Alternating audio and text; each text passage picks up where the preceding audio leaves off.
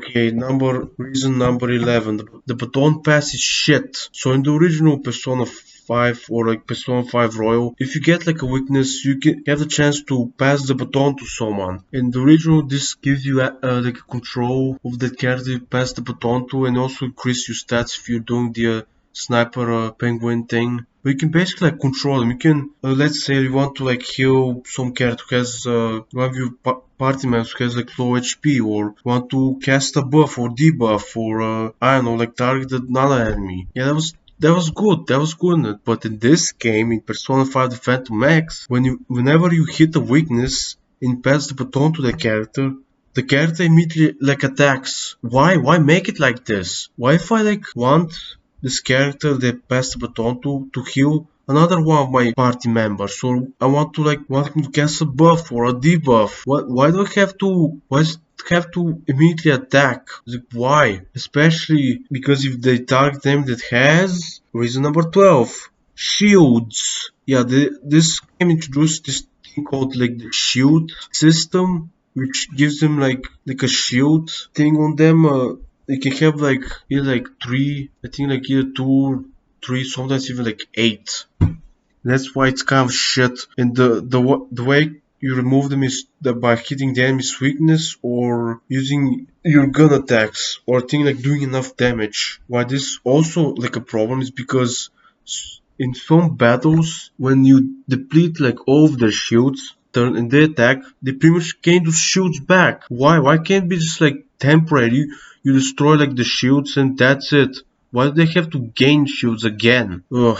Oh yeah, and it can't do less damage when they have shields on as well, so yeah. Okay, let's move on to reason number 13. The autoplay button, which is not really a Persona 5 Phantom X criticism, but kind of like a gacha game criticism. It's like, why is this here? You can pretty much just do that when you're entering a battle. It's like, I'm here to play a fucking video game.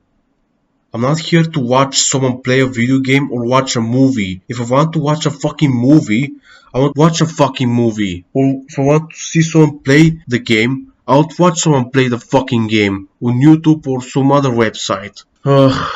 Pointless feature. It should be fucking removed from any gacha game. God. Okay, reason number 14. The battles end after 80 actions. I have no fucking deal with this here. In the Persona 5 Royal, you don't really have a time limit for.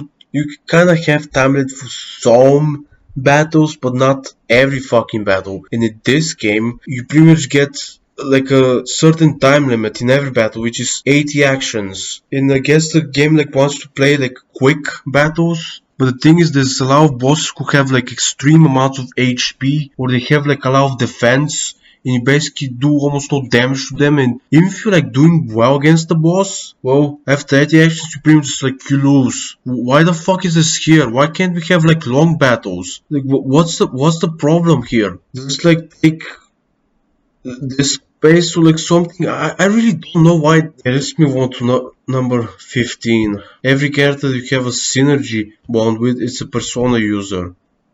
Why does every...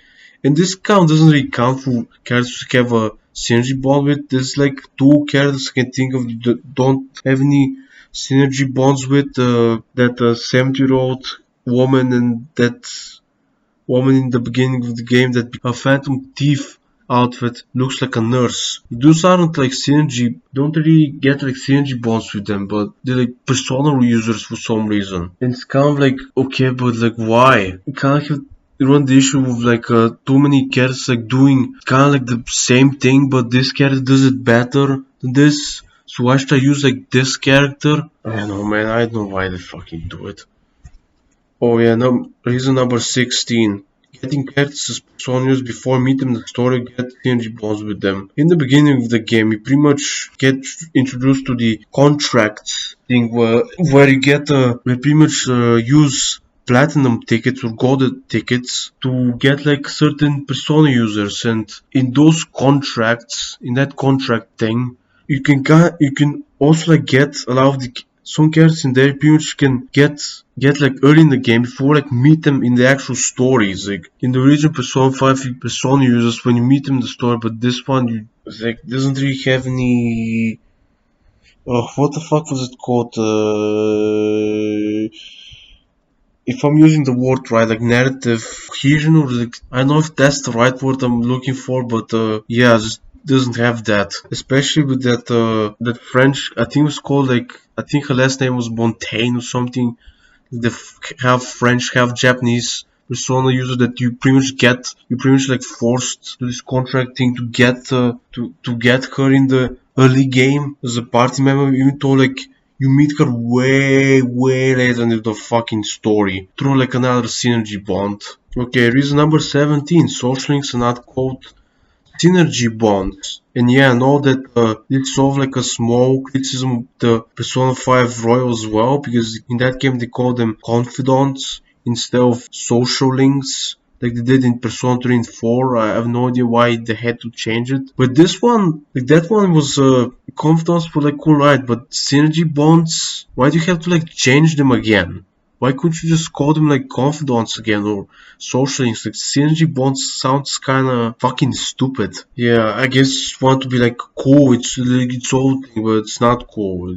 Yeah, well, it kind of is like copying pretty much like some of the basic stuff of what people know about Persona 5 Royal and does them poorly. Okay, moving on to reason number 18. Social stats have 20 ranks and social links synergy bonds are 20. So yeah, social stats in this are 20 instead of 5 and social links are 20 instead of 10. No fucking idea why they decided to do that instead of just like you wanted to grind it and want to get I don't know why they had to make the social stats have like 20 ranks instead of 5. Like 5 is enough. At least make it something like 10. Because later, like when you hit like social stat like 10 or something, there it becomes like really grindy, and a lot of the books that you can get and they give you like stats, but they eventually like run out, and you can also get like stat increases through jobs, but they don't really give you that much in the later ranks. Like they give you like 3, like that's good. Well, some of the books give you like 8 or sometimes 10, but they run out. So yeah, it's just like more grind. That's what this game should be called Persona 5 Grinders or something like that. It just has a lot of grinding.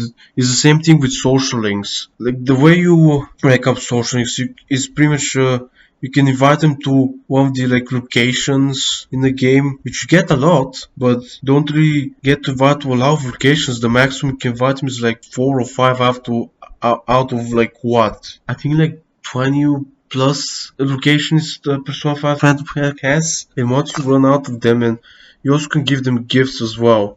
They have like this preferred gifts or first times gifts, get a bonus. I think the closeness points or what they call it. Also, the game, I don't think the game like tells you that they called closeness points. I think you just kind of had to guess what they were called. So yeah, it gives them like closeness points to pretty much get to rank up the next social rank. But thing is, they also the place to invite them like they just run out. When you invite them there the second time in the same place the second time doesn't really give you that many closest points the first time you invite them on, and the first time you invite them on get like a special scene, but the second one just like generic dialogue, and a lot of the fucking gifts they become really fucking expensive, the ones that give you a lot of closeness points later on. And I know there's like a recent like character that they choose that gives you like one that's like allowed to get like more closeness points from gifts and whatnot, but they should have like done this like early, I feel like. So yeah, way too fucking grindy. And number 19, too many characters. This